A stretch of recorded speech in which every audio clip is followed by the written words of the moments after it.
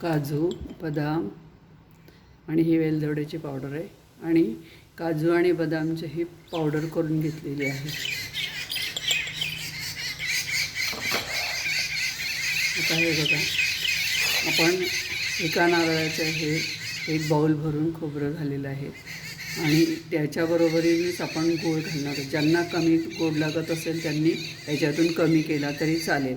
आता हे नारळ खरवडल्यानंतर हे जो शेवट पांढरा फक्त आपण घ्यायचा आहे आणि हे काळं जे राहतं मागचं ते आपण आमटी भाजीला याचा उपयोग करू शकतो।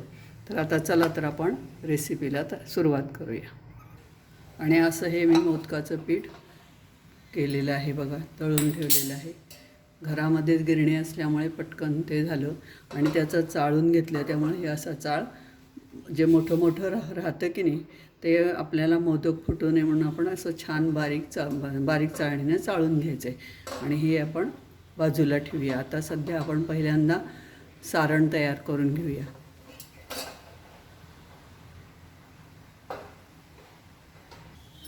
हे बघा, अशी जाड कढई घ्यायची, म्हणजे मग आपल्या जाड कढई घेतल्यामुळं लागत नाही खाली। आणि गॅस पेटवूया।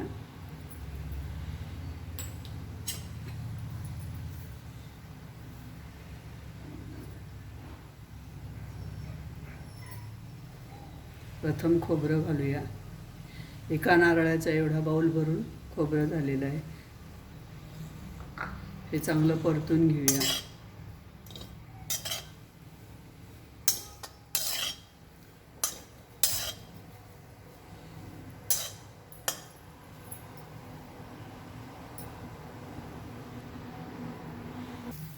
आता त्याच्यामध्ये हा आपण असा गूळ घालूया।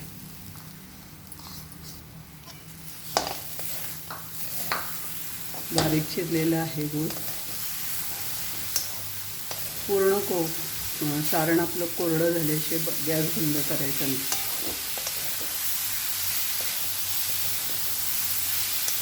हे सगळं छान परतून घ्यायचं।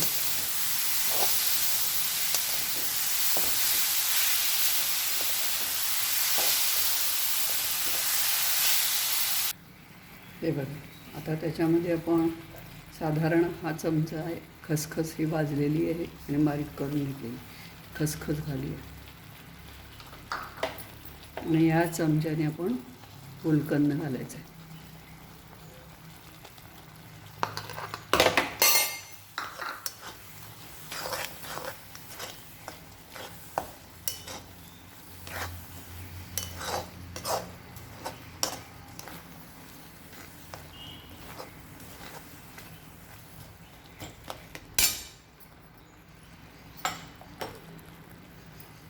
वेलदोड्याची पावडर घालूया, साधारण अर्धा चमचा, अर्ध्याला थोडंसं कमीच, कारण हरवास चांगला लागत नाही। आणि ड्रायफ्रूट्सचं पावडर करून घेतली म्हणजे आपला मोदक फुटू नये म्हणून आपण हे 2 चमचे पावडर घालूया। आता हे छान घट्ट झालं पाहिजे, म्हणजे कोरडं झालं पाहिजे।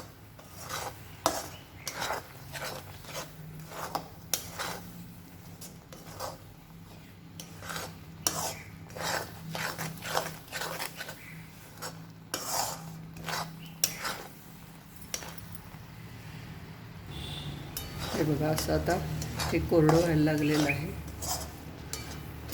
हे गुलकंदाची बाटली तुम्हाला कुठल्याही मेडिकलमध्ये मिळेल। हे बघा, गुलकंद अशी कुठल्याही मेडिकलमध्ये तुम्हाला मिळून जाईल। तुम्हाला आवडत असेल तर घाला, नाही घातलं तरी चालेल।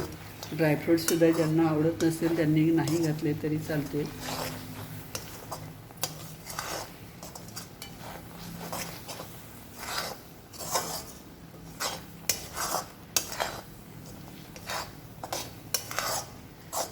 आता हे थंड होईपर्यंत आपण हे जे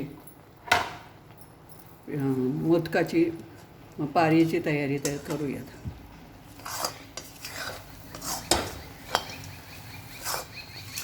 झालं घट्ट, आता हे गार झालं की घट्ट होणार आहे।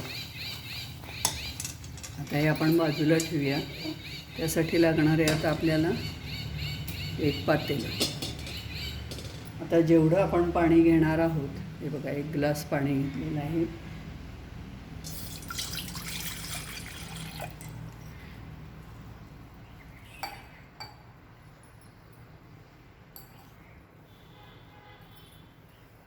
तेवढाच ग्लास आपण हे पीठ घेणार आहोत. ज्या भांड्याने तुम्ही किंवा जे माप घ्याल त्याच मापाने पाणी घ्यायचं आहे आणि त्याच मापाने पीठ घ्यायचं आहे. तर आता आपण असाच हा दुसरा ग्लास आहे. हे बघा, या ग्लासाने पाणी घेतलं होतं आणि ह्याच ग्लासाने पीठ घेतलेलं आहे. आता यामध्ये आपण थोडंसं मीठ टाकायचं आहे. साधारण चवीपुरतं मीठ घालायचं आहे.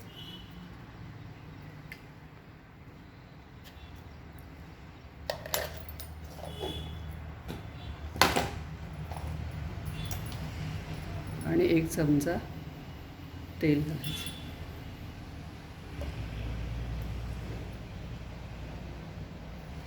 आता ह्याला उकळी आल्यानंतर पाण्याला उकळी आल्यानंतर आपण पीठ टाकणार आहोत.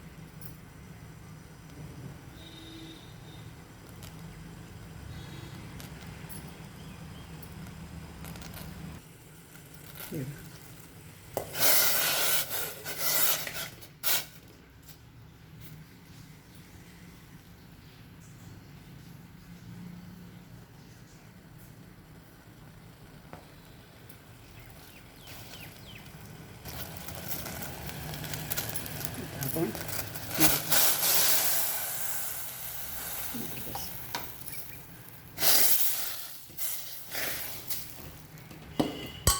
गॅस बंद करू.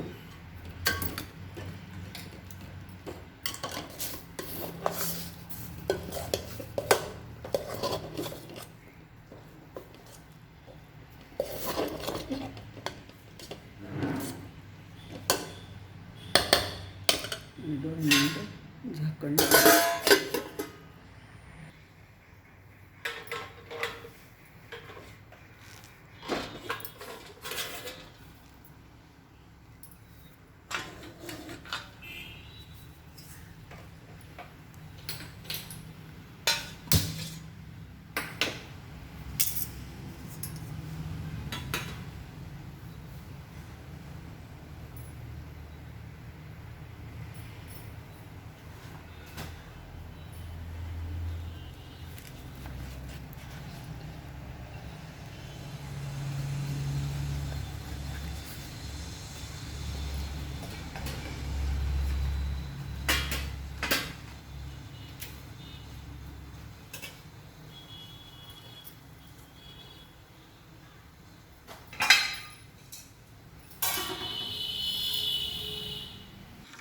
हे बघा, हे आपण असं पाणी ठेवलेलं आहे उकळत.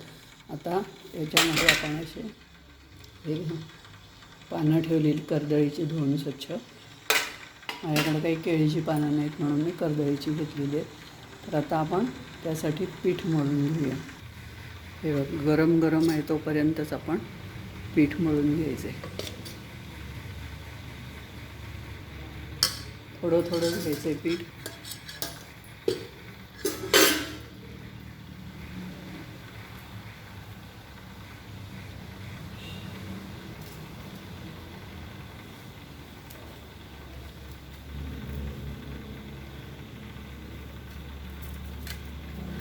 छान झाले, वाफ आली बघा. थोडंसं तेलाचा हात लावला तरी चालेल.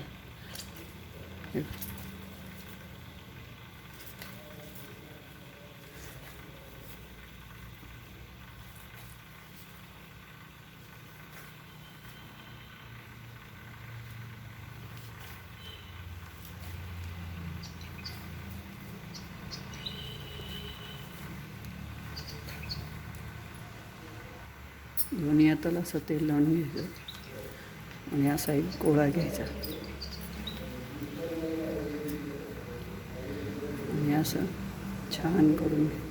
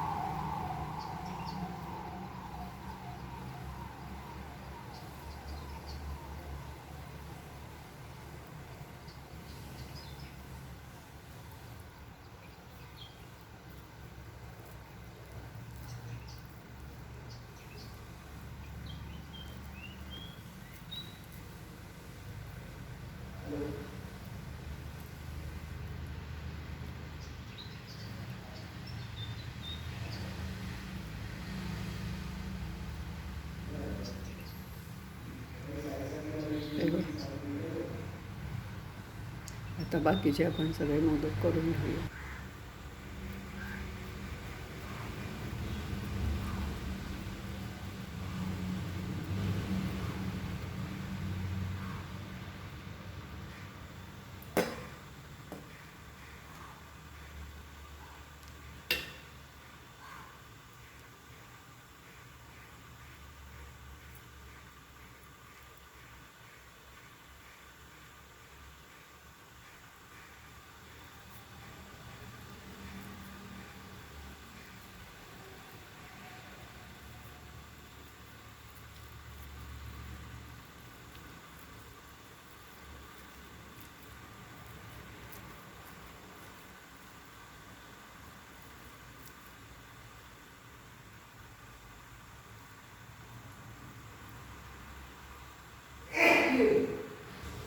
असा एक शेवटी कानाला करायचा.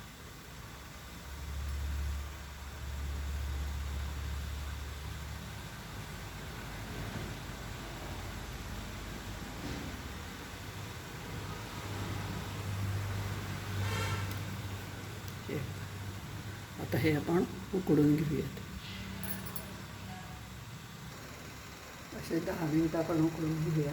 नंतर 10 मिनिटांनी काढूया.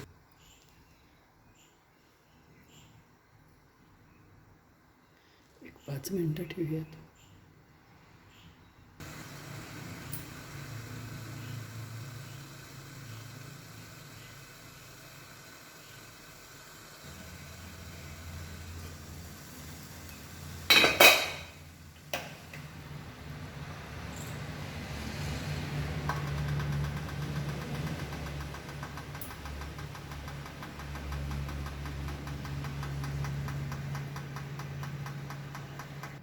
हे बघा असा गूळ घेतला होता मी, पण तुम्ही दुकानदाराला चांगला गूळ दे म्हणायचं, चिक्क्या गूळ नको. ह्याला चिक्क्या गुळाचा उपयोग नसतो. पण हा थोडासा माझा चिक्क्या गूळ निघाला, तर तुम्ही दुकानदाराला चिक्क्या गूळ नको म्हणून सांगायचं, चिक्कीचा नको म्हणून सांगा, आणि म्हणजे मग मोदक आपले छान होतात. हे बघा आता झालेत सगळे चांगले. आता जरा गार झाले, आपण काढून घेऊया.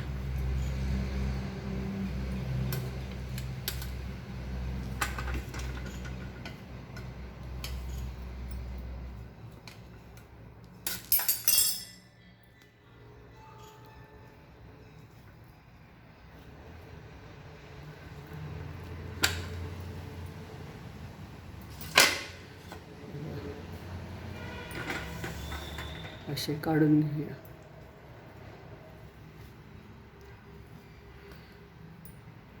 केळीच्या पानावर किंवा हळदीच्या पानावर सुद्धा खूप छान होतात. आता माझ्याकडं केळीचंही पान नाही, हळदीचंही नाही, त्यामुळं मी कर्दळीच्या पानावर केलेलं आहे. तुम्हाला जर केळीचं पान किंवा हळदीचं पान मिळालं तर तुम्ही ते वापरू शकता. म्हणजे खूप छान, हळदीच्या पानांचा वास खूप छान येतो.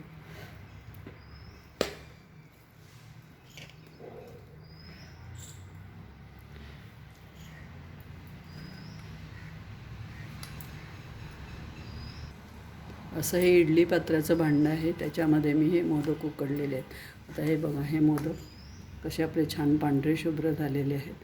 पण नुसते मोदक न करता एक आपली करंजी करायची त्याच्यात, असं शास्त्र आहे म्हणतात. म्हणून एक करंजी तेवढी करायची. आवडल्यास लाईक करा, शेअर करा, सबस्क्राईब करा. धन्यवाद.